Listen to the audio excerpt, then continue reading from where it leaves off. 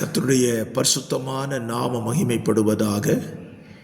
ஆசீர்வாதமான ஒரு நல்ல காலை வேளையிலேயும் பழையங்குட்டை இந்திய தேவசபையிலிருந்து காலை மன்னாவை உங்களுக்கு வழங்குவது பாஸ்டர் டி. எபனேசர். இந்த காலவெளியிலேயும் தேவன் தந்த ஒரு புதிய நாளுக்காக ஆண்டவருக்கு நன்றி சொல்லி இந்த நாளை துவங்குங்கள். இந்த நாள் முழுவதும் கர்த்தர் உங்களையும் உங்கள் குடும்பங்களையும் பாதுகாத்துக் கொள்வாராக. இந்த நாளுக்கான தியான அதிகாரம் 1 சாமுவேல் 6ஆம் அதிகாரத்தை வாசித்து தியானியுங்கள். 21 வசனங்களை உள்ளடக்கின ஒரு வேத பகுதி. இந்த வேத பகுதியிலிருந்து நாம் இன்றைக்கு கர்த்தர் நமக்கு தருகிற வார்த்தைகளை கற்றுக்கொள்வோம்.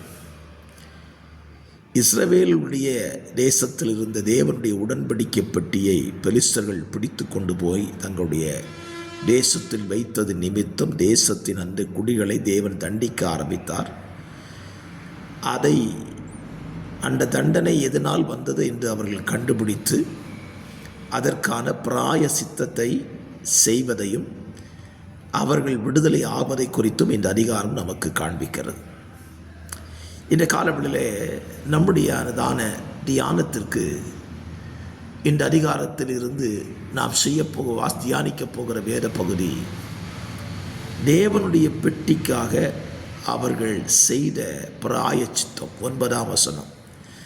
அப்பொழுது பாருங்கள், அது தன் எல்லைக்கு போகிற வழியாய் பெத்ஷிமேசுக்கு போனால் இந்த பெரிய தீங்கை நமக்கு செய்தவர் அவர்தாமே என்று அறியலாம். போகாதிருந்தால் அவருடைய கை நம்மை தொடாமல் அது தற்செயலாய் நமக்கு நேரிட்டது என்று அறிந்து கொள்ளலாம். இந்த காலவெளியிலே நாம் அறிந்து கொள்ள வேண்டிய ஒரு காரியம்,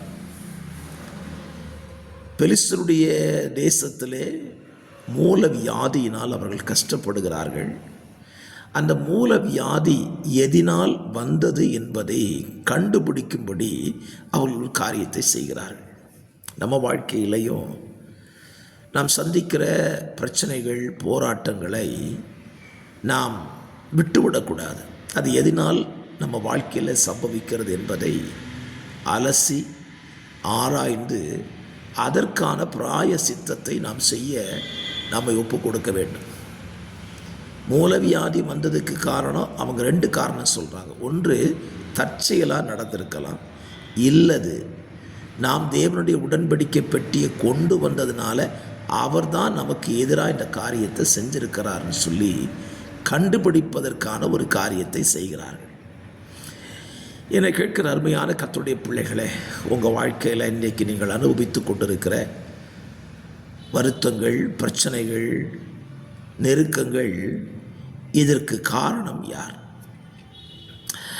3 காரணங்களை இந்த காலவெளியிலே உங்களுக்கு நான் சொல்லுவேன். ஒன்று, தேவனாய் இருக்கலாம், அல்லது நாமா இருக்கலாம், அல்லது சத்துருவாய் இருக்கலாம். இந்த 3 காரணங்கள் தான் இருக்கக்கூடிய பெரும்பாலான வாய்ப்புகள் உண்டு.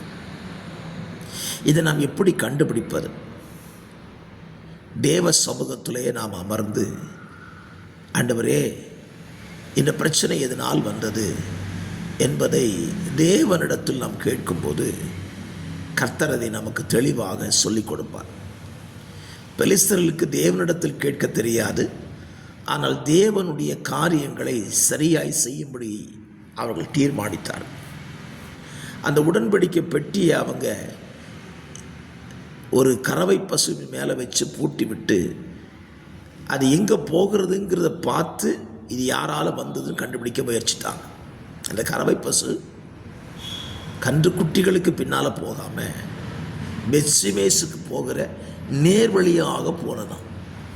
அதனால் அவங்க கண்டுபிடிச்சாங்க இதை செய்தது கர்த்தர் என்று சொல்லி. இந்த காலவெளியில் உங்கள் வாழ்க்கையில் வந்த பிரச்சனைகளுக்கு, இன்றைக்கு நீங்கள் சந்தித்து கொண்டிருக்கிற போராட்டங்களுக்கு காரணம் யார் என்பதை கண்டுபிடிக்கும்படி தேவ சமூகத்தில் அமர்ந்து தேவனிடத்தில் கேளுங்கள். நிச்சயமாய் அவர் சொல்லுவார். ஒருவேளை சத்துரு நமக்கு எதிராய் செய்திருந்தால் அதை ஜெயிப்பதற்கு தேவ பலனை பெற்றுக்கொள்வோம். நாம் செய்திருந்தால் நம்முடைய தவறுகளை திருத்திக் கொள்வோம்.